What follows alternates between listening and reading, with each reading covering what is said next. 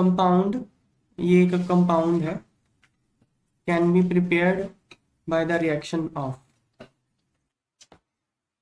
Phenyl benzene carboxylate को बनाना है, कैसे बनाएंगे?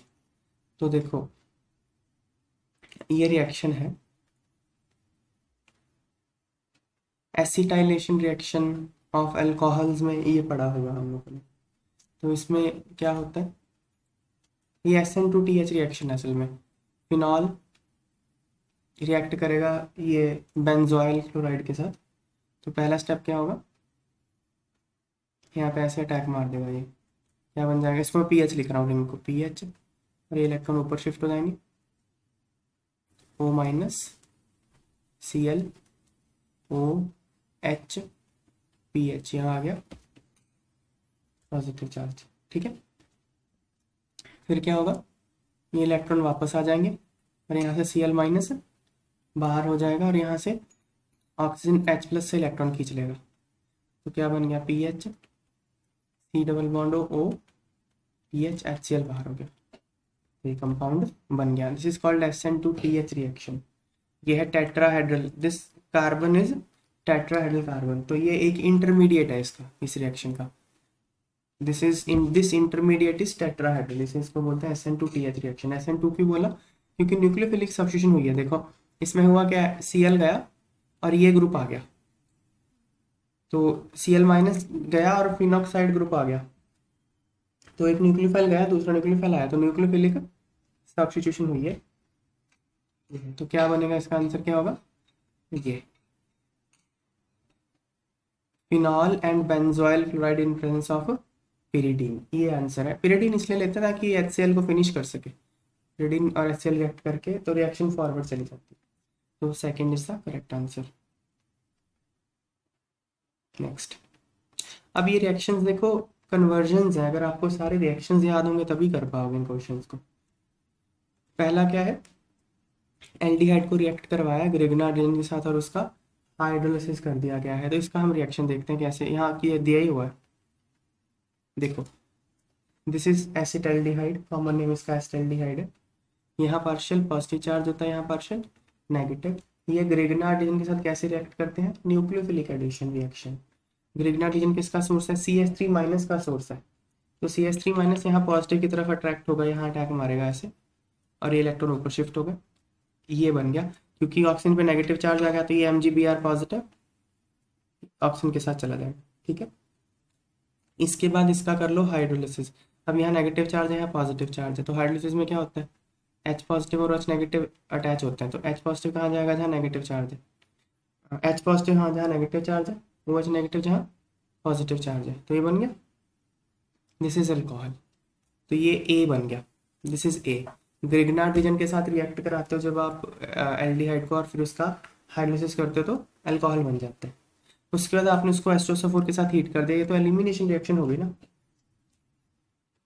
Beta elimination reaction. तो क्या होगा, यहाँ से OH जाएगा और इस कार्बन से H चला जाएगा, वाटर एलिमिनेट हो जाएगा, ये बन गया प्रोपीन। ठीक है, इसका मैकेनिज्म क्या होता है, थ्रू फॉर्मेशन ऑफ कार्बोकेटाइन। देख लेते हैं एक बार नियम। सर जो उन्होंने पहला लिखा उससे पहले अपन H2SO4 नहीं ऐड करना चाहिए सीधा, आपको पहले हाइड्रोलिसिस करता। देखो अब ये है, पहले ये इसका मैं मैकेनिज्म बता रहा हूँ, पहले ये प्रोटोनेट हो जाएगा H2SO4 से, तो CH3 C CH3 H OH2 positive. अब यहाँ से वाटर बाहर हो जाएगा, CH3 CH3 H पॉजिटिव हो गया वाटर बाहर। अब इसको मैं ऐसे लिख लूँ CH2H। इसके बाद क्या आएगा, HSO4 माइनस, ये कोई बेस यहाँ से ये है यहाँ पे, ये इस पे H पे अटैक मार देगा, ये इधर, तो ये CH2 CH CH3 बन गया ना। लेकिन एलिमिनेशन रिएक्शन का मैकेनिज्म ये हमने किया है पहले। फिर उसके बाद क्या किया इन्होंने, B2H6 इन टेट्राहाइड्रोफ्यूरन और H2O2 एल्कलाइन मीडियम, ये anti Markovnikov combination of water है ना, ये हाइड्रोबोरेशन ऑक्सीडेशन रिएक्शन है। तो एंटी मार्कोनी में क्या होता है, H प्लस और OH नेगेटिव आपको जोड़ना है। H प्लस कहाँ जोड़ना है, जहाँ कम नंबर ऑफ हाइड्रोजन है, OH जहाँ ज़्यादा नंबर ऑफ हाइड्रोजन है, एंटी मार्कोनी है। तो ये बन गया प्रोपेन 1 ऑल। तो ए और सी क्या है आपस में, दीज आर पोजीशन आइसोमर्स, है ना, पोजीशन आइसोमर है ना, क्यों, क्योंकि मेन चेन की लेंथ, पोजीशन आइसोमर क्या होता है, जहाँ पे मेन कार्बन चेन की लेंथ तो सेम हो, और अगर कोई साइड चेन है कार्बन की उसकी लेंथ भी सेम हो, पर पोजीशन डिफरेंट हो, किसकी, साइड चेन की पोजीशन डिफरेंट हो सकती है, किसी फंक्शनल ग्रुप की पोजीशन डिफरेंट हो सकती है, या डबल बॉन्ड की पोजीशन डिफरेंट हो सकती है। तो यहाँ पे क्या है, इन दोनों का पेरेंट चेन तो 3 कार्बन चेन वाला ही है, यहाँ पे OH 1 पे लगा है, यहाँ पे OH 2 पे लगा है, तो A and C are positional isomers, तो 2 ऑप्शन करेक्ट आंसर है। ठीक है ना, इसने यही पूछा, ए और सी क्या है, they are positional isomers. Next,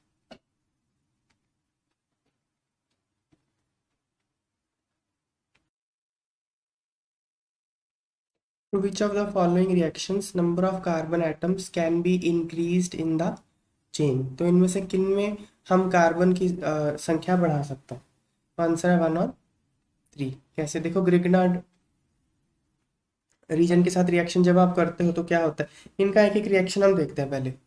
when Grignard reagents adds to carbonyl compounds number of carbon atoms increase, तो ये हमने अभी देखा ऊपर, जैसे ये है, this is a carbonyl compound, aldehyde या कीटोन है, ये है ग्रिग्नार्ड रीजेंट RMgX, तो ये क्या करता है, R नेगेटिव का सोर्स है ये, R नेगेटिव और MgX पॉजिटिव, R नेगेटिव कहाँ जाएगा, इस कार्बन के ऊपर, क्योंकि इस पे पार्शियल पॉजिटिव चार्ज है, पार्शियल नेगेटिव चार्ज अटैक मार देगा ऐसे, तो ये बन गया, तो कार्बन की संख्या बढ़ गई ना, उसके बाद इसका ऐसे हाइड्रोलिसिस कर लो, इस तरफ H, इस तरफ OH, तो बढ़ गई, तो अल्कोहल बनता है। तो क्रिग्नार्ड रीजन को जब आप एल्डिहाइड या कीटोन के साथ ट्रीट करते हो तो क्या बनता है, अल्कोहल बनता है, और कार्बन की संख्या बढ़ जाती है। फिर कैनिज़ारो रिएक्शन क्या है, कैनिज़ारो रिएक्शन तो एक डिस्प्रपोर्शनेशन रिएक्शन है, जिसमें वो एल्डिहाइड जिसमें कोई अल्फा हाइड्रोजन नहीं होता, वो क्या करता है, ऑक्सीडाइज और रिड्यूस दोनों होता है। तो अगर जैसे एग्जांपल HCHO, इसमें कोई भी यहाँ तो अल्फा कार्बन ही नहीं है, अल्फा कार्बन कौन सा होता है, ये होता है फंक्शनल ग्रुप, फंक्शनल ग्रुप के बगल वाला कार्बन अल्फा कार्बन होता है, यहाँ तो अल्फा कार्बन ही नहीं है, अल्फा H की बात कहाँ से आ जाएगी। या आप ये ले लो phenyl, phenyl C double bond O H, यहाँ पे यह फंक्शनल ग्रुप, इसके बगल वाला कार्बन ये है अल्फा कार्बन है, ये इस पे कोई हाइड्रोजन नहीं है, तो ये दोनों अगर अगर आप इसका कैनिज़ारो रिएक्शन कराते हो तो क्या होगा, it will get oxidised as well as reduced, disproportionation, reduction मतलब एडिशन ऑफ हाइड्रोजन, ऐड करो इसमें, ऐड करो H जरा, OH H ही बनेगा ना, इस बॉन्ड को तोड़ के दोनों तरफ H ऐड कर दो, या फिर इसकी अगर ऑक्सीडेशन करनी है तो इसमें ऑक्सीजन ऐड करो, ये लो, यहाँ इस बॉन्ड में ऑक्सीजन ऐड कर दिया, तो हालांकि मीडियम बेसिक होता तो ये वो नेगेटिव बनेगा ऐसे। ये है कैनिज़ारो रिएक्शन, डिस्प्रपोर्शनेशन, कौन शो करता है, एल्डिहाइड्स जिनमें कोई अल्फा हाइड्रोजन नहीं होता वो ऑक्सीडाइज और रिड्यूस दोनों हो जाते हैं, इसको कैनिज़ारो रिएक्शन कहते हैं। इसमें कार्बन की संख्या थोड़ी चेंज होती है, यहाँ देखो PH CH2OH, मैंने इसको रिड्यूस कर दिया, अब मैं इसको ऑक्सीडाइज करूंगा, PH C double bond O, OH नहीं लिख रहा, O नेगेटिव लिख रहा क्योंकि मीडियम यहाँ बेसिक होता है। ठीक है, तो कार्बन की संख्या सेम रही। Aldehydes which do not have alpha hydrogen atom undergo self oxidation and reduction disproportionation reaction on heating with concentrated alkali. In this reaction, one molecule of aldehyde is reduced to alcohol while another is oxidized to carboxylic acid salt. Okay, number of carbon atom क्या है इसमें, same रहते हैं। अगला अगला है aldol, कौन सा अगला, एल्डोल, एल्डोल कंडेंसेशन। हाँ, तो कंडेंसेशन मतलब दो चीजें जुड़ेंगी आपस में, दो चीजें जुड़ेंगी तो कार्बन की संख्या बढ़ी जाएगी, दो दो कार्बन कंटेनिंग मॉलिक्यूल जुड़ते हैं आपस में, एल्डिहाइड्स या कीटोन्स है ना। तो एल्डिहाइड्स और कीटोन जिनमें कम से कम एक अल्फा हाइड्रोजन हो undergo reaction in presence of dilute alkali as catalyst to form beta hydroxy aldehydes जिसको एल्डोल कहते हैं, या बीटा हाइड्रोक्सी कीटोन जिसको कीटोल कहते हैं, which on heating eliminate one molecule of water to form condensation products. ठीक है ना, इसको क्या कहते हैं, एल्डोल कंडेंसेशन रिएक्शन। तो क्या है इसमें, इसका पूरा मैकेनिज्म दिखाया हुआ है यहाँ पे, मैं आपको साइड में थोड़ा एग्जाम्पल लेके समझा के दिखा देता हूँ। देखो ये एग्जाम्पल सिंपल लिख लेता हूँ, ठीक है।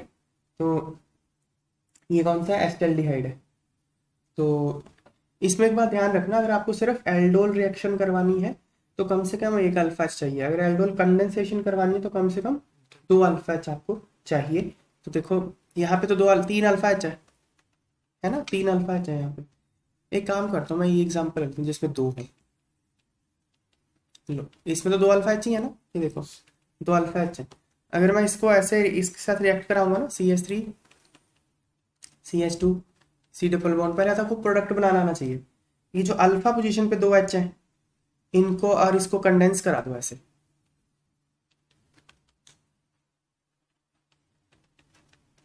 इसको कंडेंस करा दो, ठीक है ना ऐसे, तो क्या बन जाएगा CH3 CH2 C double bond O H, O H2 नहीं, सॉरी CH2 नहीं आना था, CH तो गया ना, H2 तो गया वहां से, C double bond CH CH2 CH3 ये बनेगा, ठीक है।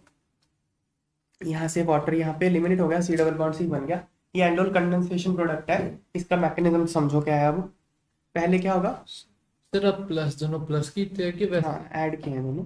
अब इसका H2 थोड़ी हाँ H2 रिमूव हो गया यहाँ से, तो यहाँ इस कार्बन में और इस कार्बन में डबल बॉन्ड आ गया ये, सर आला कार्बन आला हो गया देखो। हाँ ठीक है।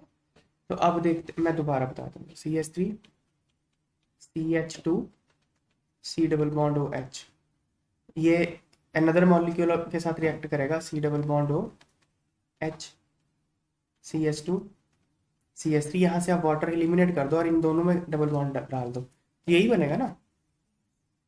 इसका मैकेनिज्म देखो, ये बेस की प्रेजेंस में होता है और ये बेस क्या करता है, बेस इसका एक H ले लेगा ऐसे, ये इलेक्ट्रॉन इधर CH3 CH negative C double bond O H, ठीक है। अब ये बन गया अनायन, न्यूक्लियोफाइल है ये क्या करेगा, एक और मॉलिक्यूल के ऊपर अटैक मार देगा, CH3 CH2 C double bond O H, another molecule के ऊपर इसने क्या किया, अटैक मार दिया, और ये इलेक्ट्रॉन ऊपर, तो क्या बन गया CH3 CH2 C O negative H CH C double bond O H CH3। Clear है बात है, ये कार्बन और ये कार्बन जुड़ गए आपस में, देखो ठीक है। तो फिर ये सॉल्वेंट से H ले लेगा तो ये OH हो जाएगा, ये हो गया एल्डोल प्रोडक्ट। देखो ये है alpha carbon, this is beta, तो बीटा हाइड्रोक्सी एल्डिहाइड बन गया ये एल्डोल, बीटा हाइड्रोक्सी एल्डिहाइड, इसको एल्डोल कहते हैं। तो कम से कम एक अल्फा तो चाहिए था इसको होने के लिए। अब क्या है, अगर इसको हीट करोगे तो ये वाला अल्फा भी चला जाएगा, दूसरा अल्फा, एक तो अल्फा पहले चला गया था, दूसरा अल्फा भी चला जाएगा और यहाँ से OH भी चला जाएगा, तो यहाँ पे डबल बॉन्ड बन जाएगा, इस पोजीशन पे डबल बॉन्ड बन जाएगा। कैसे, CH3 CH2 C, एक H रह गया, CH है ना, फिर double bond C CH3 C double bond OH, ये देखो ये प्रोडक्ट बन गया, ठीक है ना, जो हमने पहले बनाया था ये वाला, ये प्रोडक्ट ही है ना, सेम है दोनों ये। तो एल्डोल कंडेंसेशन प्रोडक्ट, तो इसमें कार्बन की संख्या तो बढ़ गई ना। नेक्स्ट फिर है HVZ reaction, Hell Volhard Zelinsky reaction.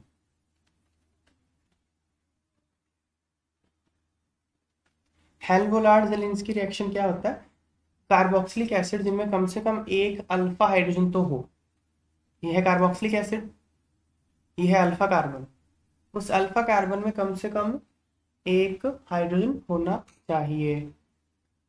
तो उसको किसके साथ ट्रीट करना है, रेड फास्फोरस और हेलोजन के साथ।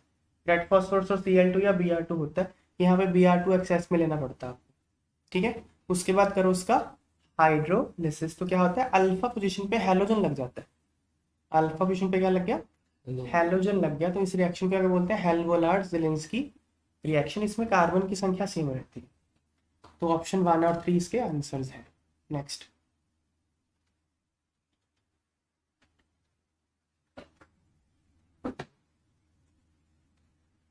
एन एरोमेटिक कंपाउंड ए जिसका मॉलिक्यूलर फॉर्मूला है C8H8O गिव्स 2,4-DNP टेस्ट।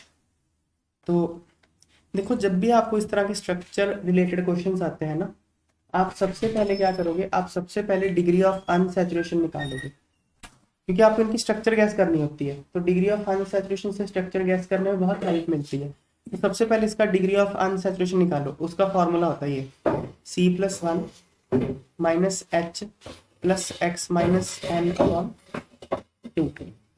तो C कितने हैं यहाँ पे 8 + 1 -H कितने 8, X कितने 0, N 0 बाय 2। तो 9 - 4 5 आ गया। डिग्री ऑफ अनसैचुरेशन इसमें 5 है। डिग्री ऑफ अनसैचुरेशन 5 का मतलब पता क्या है, इसमें 5 number of double bonds plus number of rings है।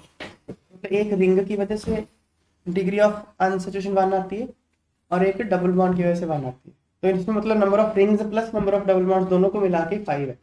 तो और इसने एक तो बोल ही दिया gives positive 2,4-DNP test. 2,4-DNP test पता है किसके लिए होता है, एल्डिहाइड्स और कीटोन्स के लिए।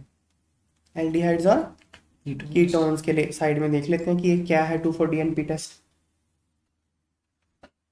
मान लो ये कोई एल्डिहाइड या कीटोन है R1 R2, ठीक है।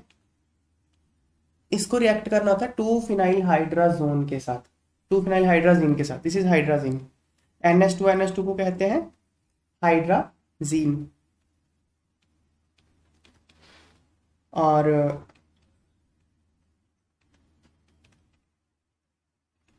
ये हो जाएगा, अच्छा यहाँ पे ये है 2,4-डाइनाइट्रोफिनाइल हाइड्राजीन, ठीक है।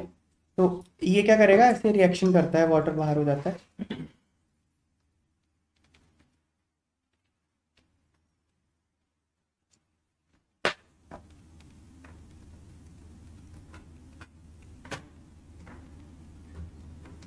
ये बन जाए, ये है 2,4-डाइनाइट्रोफिनाइल हाइड्राजोन। तो ये येलो, रेड या ऑरेंज कलर के कंपाउंड्स होते हैं।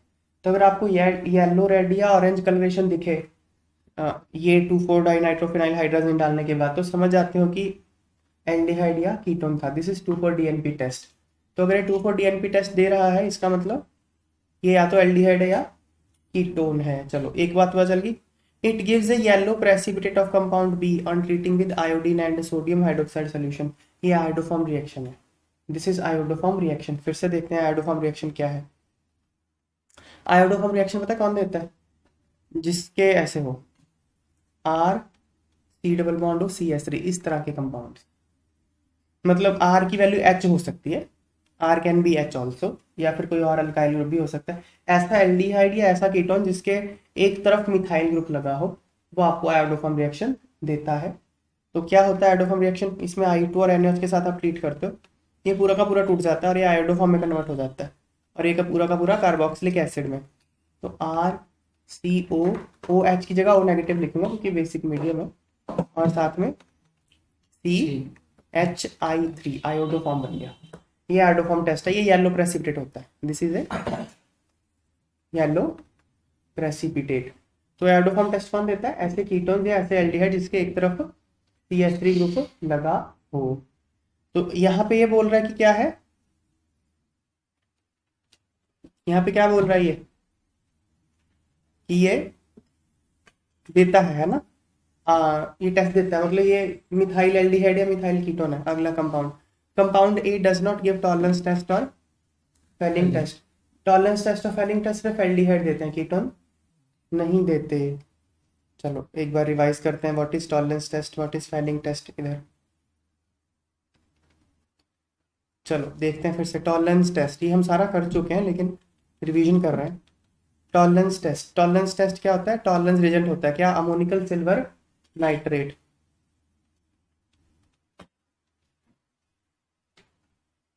ये हो गया ना, सिल्वर +1 अमोनिया, तो अमोनिकल सिल्वर नाइट्रेट सोल्यूशन होता है। ये किसके साथ रिएक्ट करता है, एल्डिहाइड के साथ। This is an oxidising agent, पर ये बहुत स्ट्रांग नहीं होता, बहुत स्ट्रांग ऑक्सीडाइजिंग एजेंट नहीं होता। तो ये एल्डिहाइड को ऑक्सीडाइज करके क्या बना देता है, कार्बोक्सिलिक एसिड, क्योंकि मीडियम बेसिक इसलिए कार्बोक्सिलेट लिखा, प्लस खुद रिड्यूस होके सिल्वर बन जाता है। और ये सिल्वर मिरर आपको ब्लैक कलर का कंपाउंड मिलता है, सिल्वर मिरर टॉलरेंस टेस्ट है। तो ये एल्डिहाइड और कीटोन को डिस्टिंग्विश करने के लिए काम आता है। एल्डिहाइड ये टेस्ट देंगे, कीटोन ये टेस्ट नहीं देंगे। फेलिंग टेस्ट, फेलिंग टेस्ट भी एल्डिहाइड को कीटोन से डिस्टिंग्विश करने के लिए होता है। तो फेलिंग रीजन क्या होता है? फेलिंग रीजन दो चीज़ों से मिलकर बनता है, फेलिंग ए और फेलिंग बी। फेलिंग ए क्या है? एक्वस कॉपर सल्फेट का सोल्यूशन। फेलिंग बी है सोडियम पोटाशियम टार्टरेट, इसका सॉल्ट होता है सोडियम पोटाशियम टार्टरेट, इसको रॉशल सॉल्ट कहते हैं। आप इनको जब मिक्स करते हो तो बनता है फेलिंग सोल्यूशन, मिक्स करके फेलिंग सोल्यूशन बनता है। उसमें कॉपर 2+ आयंस होते हैं। क्या होता है उसमें? Copper 2+ ions. तो एल्डिहाइड जब कॉपर 2+ आयन के साथ रिएक्ट करता है तो खुद तो एल्डिहाइड ऑक्सीडाइज हो जाता है कार्बोक्सिलेट में, कॉपर 2+ को कॉपर +1 में रिड्यूस कर देता है क्यूप्रस ऑक्साइड में, जो कि रेड पीपीटी होता है। तो अगर ये टेस्ट करने पे रेड पीपीटी मिले मतलब वो एल्डिहाइड था, नहीं तो वो कीटोन था।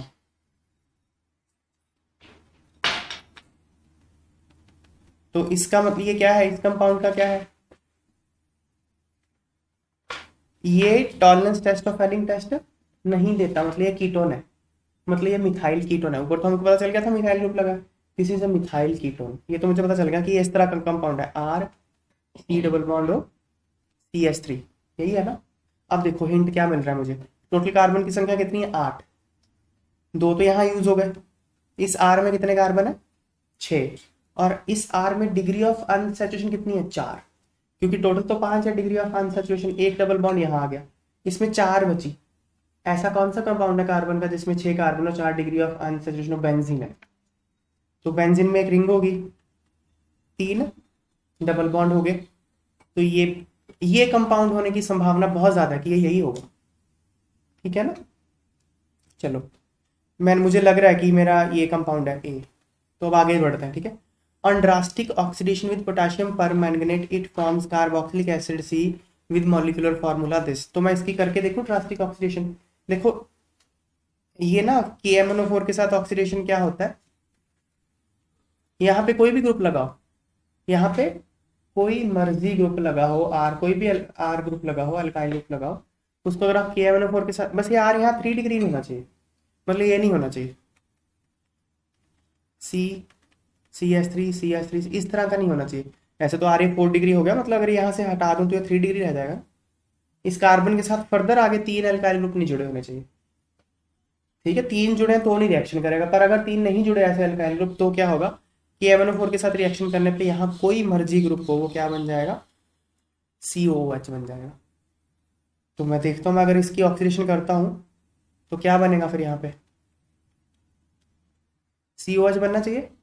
अब मैं देखता हूँ कि क्या इसका फॉर्मूला क्या है। देखो ये तो C6H5 है, दिस इज C6H5 और ये COH, तो क्या बन गया ये C7H6O2, यही है ना। तो यही तो है C7H6O2, मतलब मैं सही सोच रहा हूँ, यही होना चाहिए ए, है ना। अच्छा फिर क्या बोल रहा है? Which is also formed along with the yellow compound in above reaction. हाँ ये बात है, ये बोल रहा है कि ये कंपाउंड जो था, ये जो येलो रिएक्शन हुई थी इसके साथ भी बना था, बनेगा ये आयोडोफॉर्म रिएक्शन में, ये बनेगा ही। अगर आर आपका फिनाइल है तो बन गया फिर से यहाँ पे। तो मैं बिल्कुल सही सोच रहा हूँ, मतलब जो मैं सोच रहा हूँ उसके साथ मैच तो कर रहा है। बोल रहा है ABC आइडेंटिफाई करो, तो मैंने सारा आपको बता ही दिया। ABC ये है, यहाँ रिएक्शंस भी दी हुई हैं, that's it. Write down functional isomers of carbonyl compound with molecular formula C3H6O। अच्छा अब देखो, आपको एक कार्बोनिल कंपाउंड दिया है, ठीक है ना, मतलब ये एल्डिहाइड है या कीटोन है। पहले तो इसकी डिग्री ऑफ अनसैचुरेशन निकालो, क्या फॉर्मूला है? C+1 minus H+X-N/2। कार्बन कितने हैं? 3 + 1 minus hydrogen 6, X0N0/2, so 4 - 3 1।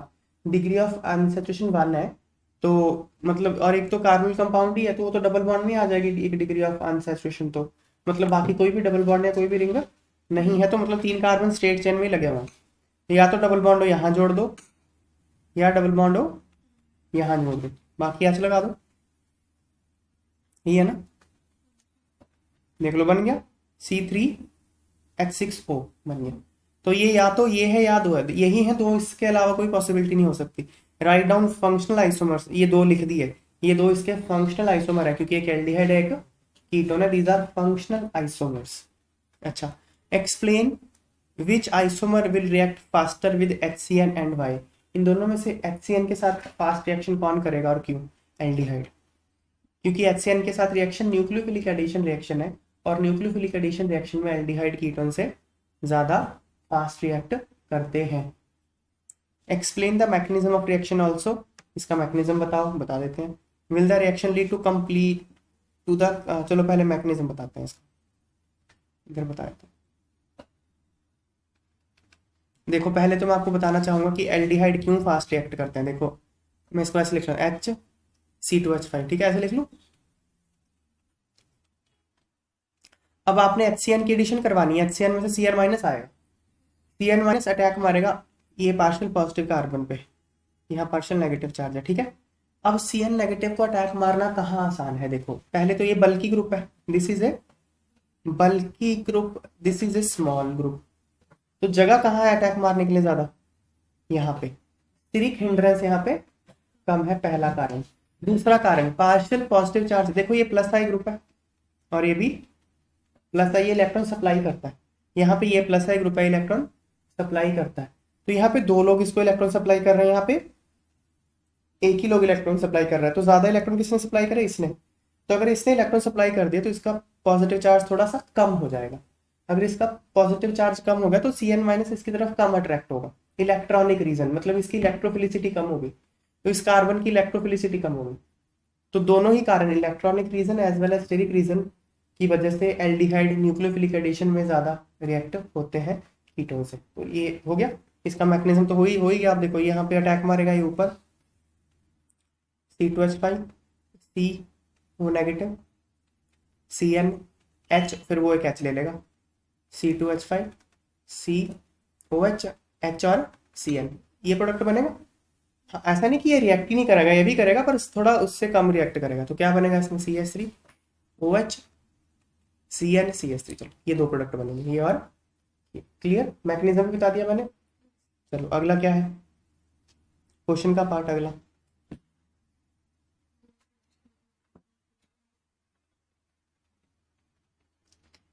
Will the reaction lead to completion with the conversion of whole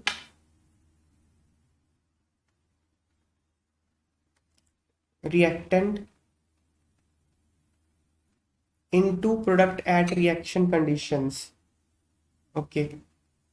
If a strong acid is added to the reaction mixture, what will be the effect on concentration of products and why? हाँ, तो देखो HCN के साथ क्या होगा,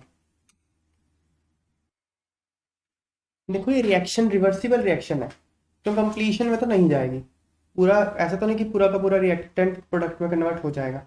ऊपर से अगर आपने स्ट्रॉन्ग एसिड ले लिया तब तो और नहीं जाएगी रिएक्शन। देखो HCN क्या है? एक वीक एसिड है, तो ये पहले तो खुद ही कम टूटता है, रिएक्शन तो यहाँ Cn माइनस कर रहा है ना, तो HCN जब टूटेगा H प्लस और Cn माइनस में तब तो Cn माइनस रिएक्ट करेगा।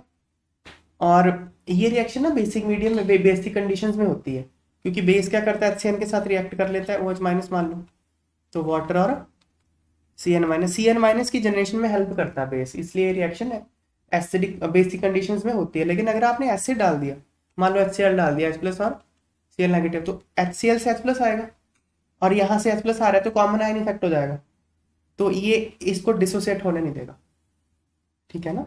H प्लस की प्रेजेंस, अगर आपने H प्लस की संख्या बढ़ा दी, लीच एडेड प्रिंसिपल क्या कहता है?